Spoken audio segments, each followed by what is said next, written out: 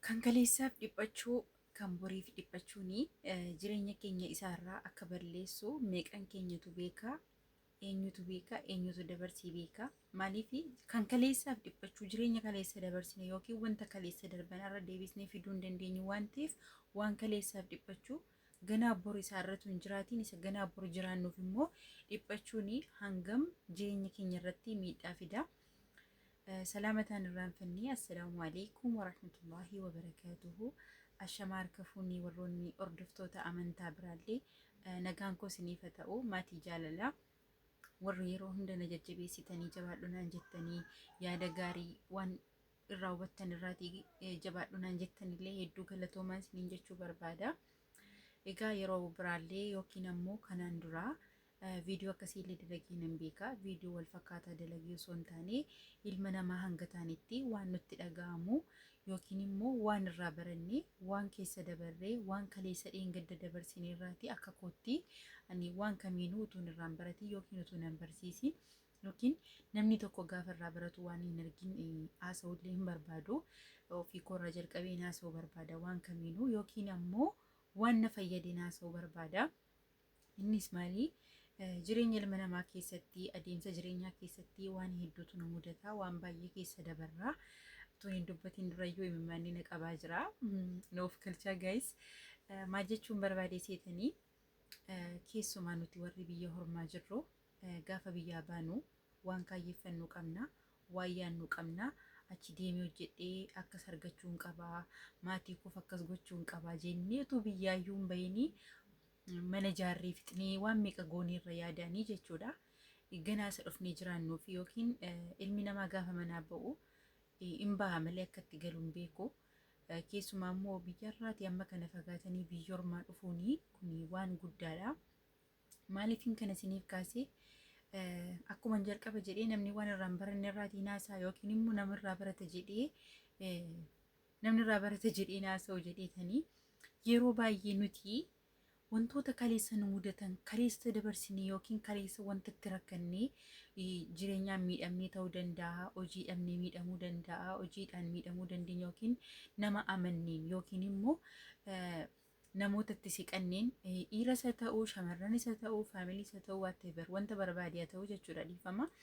Wanta barbaadeen karaa hiriyaa shamarraniis haa ta'uu karaa yookiin nama faamilii koo jettan yookiin nama beektanitti siquus haa ta'uu kaleessa namni yoo sin miidheeratee jireenya keessan keessatti yookiin ammoo karaa jiruuf jireenyaatiin miidhamtaniittu yoo ta'e jechuudha. Isaanii yeroo akkasii jechuudha wantoota kaleessa dabarsine keessatti rakkannee waan meeqa keessa darbineerra yoo ta'e harrii guyyaa biraadha bor ammoo guyyaa biraa waan ta'eef jechuudha. Bakkuma kaleessa waama kaleessaa yaanna yoo ta'e waama kaleessaatti dhiphannee har'a of dhabna yoo ta'e sammuu keenya dhabna yoo ta'e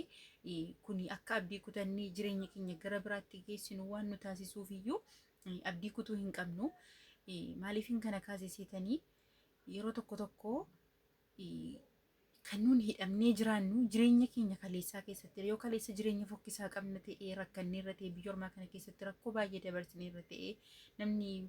biyya ormaa keessatti yeroo hundumaatti tolee hin jiraatu nuti hin beektu kolfa sobaa kolfina ijoolleen biyya arabaa jirru kolfa soban of sobaa jiraanna waan ta'eef jechuudha ofii keenya caalaa namaaf jiraanna hin beektu maaf jiraanna yookiin maaf maatii gargaarra jechuu kootoo hin taane hunduma keenya waan keessa jirru waan ta'eef maaliifin kana kaasee yeroo baay'ee jechuudha dhiifama gaayis ijaabiin na rakkisaa jira yeroo baay'ee jechuudha. Bakka kaleessa keessatti dhabnee wayituun kaleessa gaabbuu beektu miti waa gaabbuu jechuudha. Otuun kaleessa jireenya akkasiin jiraanne ta'e harreessan jira akka baluun ta'an ture bakka baluun irra geesse kaleessa na duukaa turte kaleessa na duukaa biyyaa baate kaleessa akkas argatte kaleessa akkas turte ani garuu kaleessa tuun akkas hin taane ta'e isheen ikkoo na duukaa turte har'achiiti kaatees geesse jennee jireenya nama biraa ilaallee of dhabu. Namni kamuu carraa tokko hin qabu ilmi namaa gaafa dhalatu ilmoon garaadha tokko baateeyyuu akkuma amalli keenya malkiin keenya yookiin kalariin keenya adda adda ta'e carraan keenya illee adda adda rabbiin gaafa nama uumu nama kamiiniyyuu riskii isaa duukaa riskii kenneef qaba waan razzaqeef yookiin waan qaddareef qaba yookiin waan isaaf jedhe qaba miti nama kamiifiyyuu ilmoon tokko garaadha ofii tokko keessaa ijoolleen lama sadii yoo dhalataniiyyuu obbolooti sadii afur yoo dhalataniiyyuu carraa isaan qaban adda addaa amalli isaan qaban adda addaa, kalarii isaan qaban adda adda isaa. Kanaafuu akka baluu ta'uun didee abaluun na duukaa biyyaa baatee intalli abbaa baluu mucaan abbaa baluu na duukaa biyyaa baatee an akkasiin taane jettanii of dhabdanii jireenya kaleessa dabarsitan rakkoo kaleessa keessa dabarsitanii keessatti rakkatanii achuma suma yaadaa jiraattanii kaleessi koo kaleessa darbee deemeera kaleessa deebisnee fiduu hin dandeenyu arra jirra gatii ta'eef arra bakka jiraachaa jirrutti kaayyoo keenyatti jabaachuu kan kaleessaarraa barannee jireenya keenyaarraa jijjiiruu qabna malee bakkuma kaleessaa tuun kaleessa akkasiin taane ta'e jechuu hin qabnu ofii korraa kaaseen sinitti hima. Jireenya ilma namaa keessatti waan baay'een nama mudata gatii ta'ee fi rakkina keessan kaleessaatiin namni sin tuquu danda'a. An fakkeenyaaf biyya ormaa kana keessatti alhamdulillah irra darbeera yeroo biraa haala biraatiin siniif hin dubbadha. Namni gaafa kolfu yookiin gaafa akka kanatti itti tole haasa'u waan tokko hin dabarsinee fakkaata garuu alhamdulillah darbeera rakkoo adda addaa na mudatee beeka waan baay'ee dabarsee beeka waan hundaa dabarsee beeka garuu yeroo sanatti namooti na bira dhaabbatanis jiru namooti na qeequutiin na duukaatu jiraniyyuu na qeeqaa turanis jiru. Utuu kaleessa akkasiin goone ta'eetu akkas taateetta ta'ee utuu akkas gooteetta ta'e jedhanii jira miti sammuu namaa jeequun sammuu namaa dhiphisuun akkasiin dabarsaa jirtan caalaa immoo jechi namaa baay'ee nama miidha yookiin gochi namaa baay'ee nama miidha utuun immoo gaarii miti jireenya namaa keessatti. Kanaafuu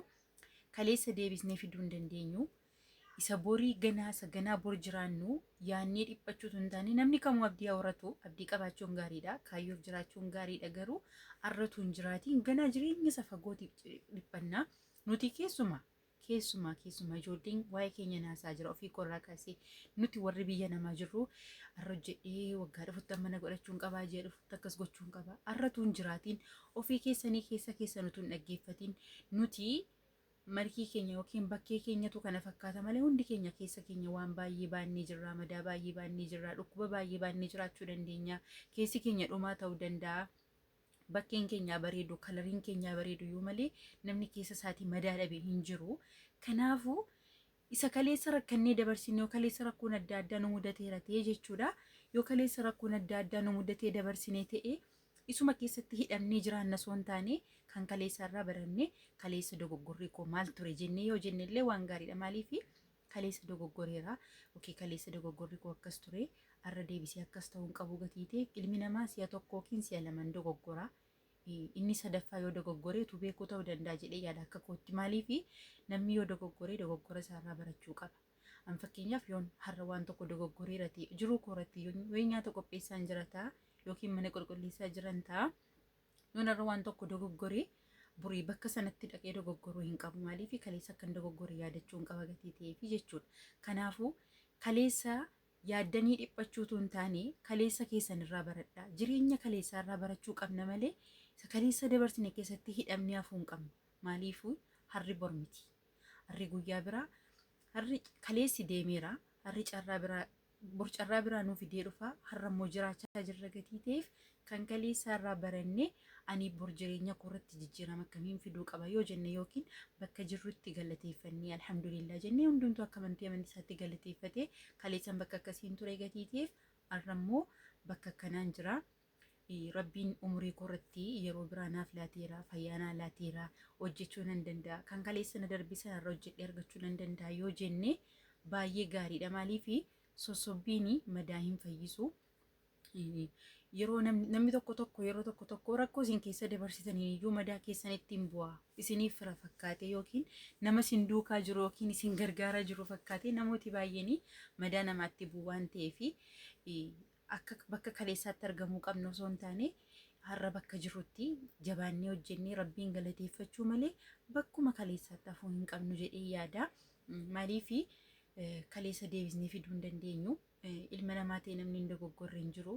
Dogoggora kaleessaarraa barannee jireenya keenyaarraa bareeffachuu qabna malee ganaasa waggaa meeqa booda jiraannee keenya iyyuu hin beeknu. Amma baay'ee nama sodaachisa dhugaa dubbachuu fi duniyaan kun biyyi lafaa baay'ee nama sodaachisa. Manaa hin baana malee akka itti gallu hin beeknu. Ganama yoo halkan dhannee rafnee iyyuu kaanee keenya iyyuu hin beeknu.